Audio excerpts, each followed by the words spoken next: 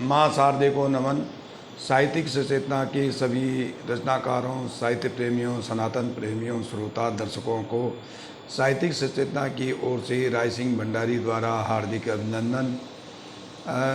हम बार बार आपको पुनरावृत्ति करते हैं कि साहित्यिक सचेतना ही एक ऐसा पटल है जहाँ पे साहित्यिक सनातन धर्म के प्रचार प्रसार हेतु और अद्वैत दर्शन के सिद्धांतों के लिए मंच जो है अपने रचनाकारों के द्वारा नित्य नए विषयों पर सृजन करके और सनातन धर्म के प्रचार प्रसार के हेतु कृत संकल्प रहता है। तो अतः आप वीडियो को अंत तक अवश्य देखें और अपने विचारों को अवश्य साझा करें। तो आज का विषय है सनातन धर्म के पंच यज्ञों में से एक यज्ञ जिसको ब्रह्म यज्ञ कहते हैं। यज्ञ असल में यज नामक धातु से बनी है, जिसका काम अनुष्ठान या जो है कि उसको निरंतरता बनाए रखने के लिए जो किया जाता, जो अनुष्ठान या जो संकल्प किया जाता उसे यज्ञ कहते हैं। और यज्ञ से यजमान बना है, जो यज्ञ करवाता है वो यजमानी कहते हैं।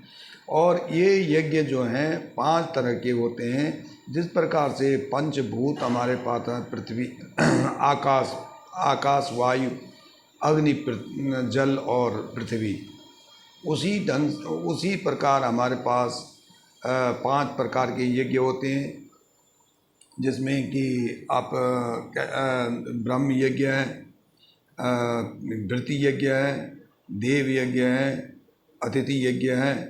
तो ये यज्ञ जो है 5 प्रकार के होते हैं और इसमें जो है अलग अलग इनका अलग विधि विधान है और ये इसके अनुसार ही चलते रहते हैं।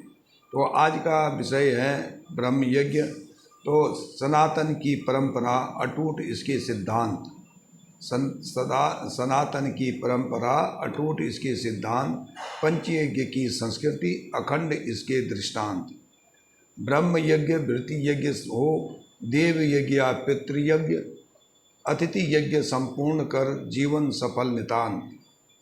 ये 5 यज्ञ हैं, ब्रह्म यज्ञ है, भृति यज्ञ है, देव यज्ञ है, पितृ यज्ञ है और अतिथि यज्ञ है। तो इस प्रकार से अगर हम इन यज्ञों को सफल बनाएं तो हमारा जीवन नितांत ही सफल हो जाएगा। तो प्रथम यज्ञ ब्रह्म यज्ञ है, तत्व जिसका आकाश। प्रथम यज्ञ ब्रह्म यज्ञ है, तत्व जिसका आकाश, ज्ञान की हो निरंतरता, अंतर उपजे विश्वास। ब्रह्मचर्य का ही हो व्रत हो या गृहस्थी का न हो ह्रास। ब्रह्मचर्य का भी व्रत हो, गृहस्थी का न हो ह्रास, वानप्रस्थ का भी भान रहे और अंत में संन्यास।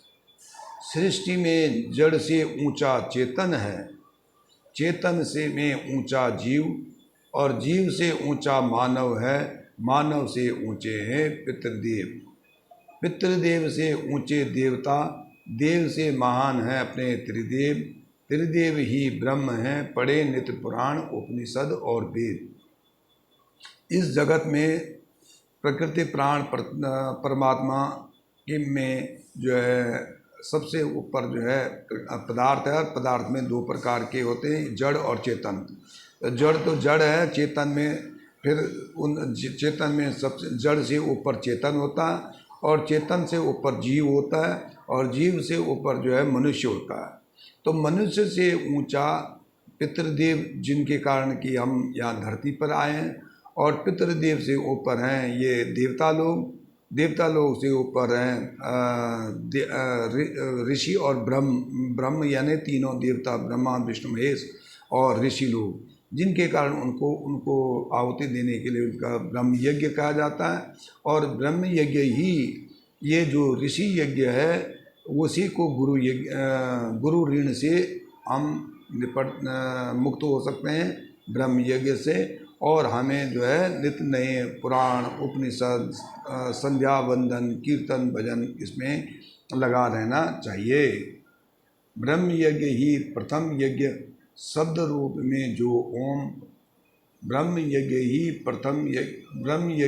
प्रथम यज्ञ है, शब्द रूप में है जो है ओम। इससे प्रफुटित होते स्वर, गूंजे इससे धरा व्योम, संगीत इससे गूंजते सप्त स्वरों से पुलकित रोम।